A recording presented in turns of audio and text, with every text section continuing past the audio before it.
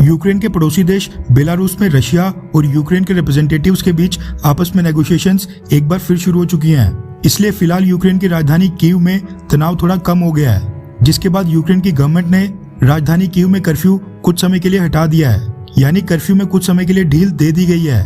इसके बाद यूक्रेन में स्थित इंडियन एम्बेसी ने घोषणा की है कि कीव में जो भी इंडियन स्टूडेंट्स फंसे हैं वो कीव के रेलवे स्टेशन तक जा सकते हैं। वहाँ पर स्पेशल इवैक्यूएशन ट्रेन चलाई जा रही हैं, जो सारे इंडियन स्टूडेंट्स को यूक्रेन के वेस्टर्न पार्ट और पोलैंड और रोमानिया के साथ लगते बॉर्डर तक छोड़ देगी। इसके साथ ही यूक्रेन में जो इंडियन एम्बेसी है वो कीव में फंसे स्टूडेंट्स के लिए स्पेशल बसेस का भी इंतजाम करने में लगी है। इंडियन गवर्नमेंट अपने स्टूडेंट्स को भारत वापस लाने का हर संभव प्रयास कर रही है। ऐसे में यूक्रेन में फंसे इंडियन स्टूडेंट्स इंडियन गवर्नमेंट और यूक्रेन में स्थित इंडियन एम्बेसी को टारगेट ना ही करें। वहीं दूसरी तरफ यूक्रेन रशिया विवाद में अब इजराइल की भी एंट्री हो चुकी है। इजराइल ने इससे पहले यूक्रेन को आयरन डोम एयर डिफेंस सिस्टम देने से इनकार कर दिया था। यूक्रेन ने अमेरिका को कहा था कि वो इजराइल के ऊपर दबाव डाले कि इजराइल यूक्रेन को अपना आयरन डोम एयर डिफेंस सिस्टम बेच दे, लेकिन इजराइल अमेरिका के दबाव के आगे नहीं झुका था। मगर अब इजराइल के एक बड़े media house the times of Israel news ने दावा किया है कि यूएन जनरल असेंबली में अमेरिका जो रशिया के खिलाफ निंदा प्रस्ताव ला रहा है, इजराइल वोटिंग के दौरान उसका समर्थन करेगा।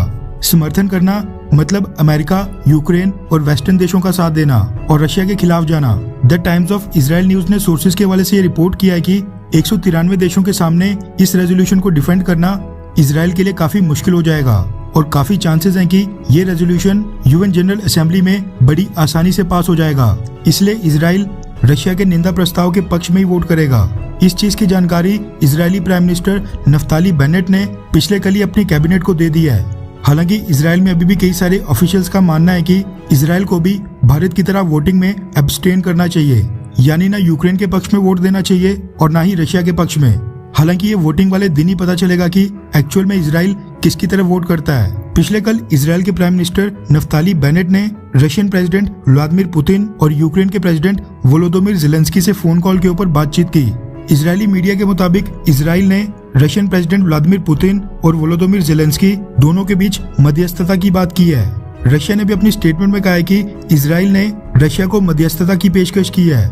इजराइल ने कहा है कि दोनों पक्षों के बीच इस संकट का हल निकालने के लिए इजराइल किसी भी मदद के लिए तैयार है। इसके साथ ही इजराइल ने यूक्रेन की मदद के लिए 100 टन ह्यूमैनिटेरियन एड भी भेजी है। ह्यूमैनिटेरियन एड में इजराइल ने मदद के तौर पर यूक्रेन को sleeping bags, medical equipment, water purification kits, blankets, tents और दवाइयां भेजी हैं। इजराइल के यूक्रेन और रशिया दोनों के साथ काफी अच्छे संबंध हैं। साल 2020 में यूक्रेन के प्रेसिडेंट वोलोदोमिर ज़ेलेंस्की इजराइल के दौरे पर भी आए थे।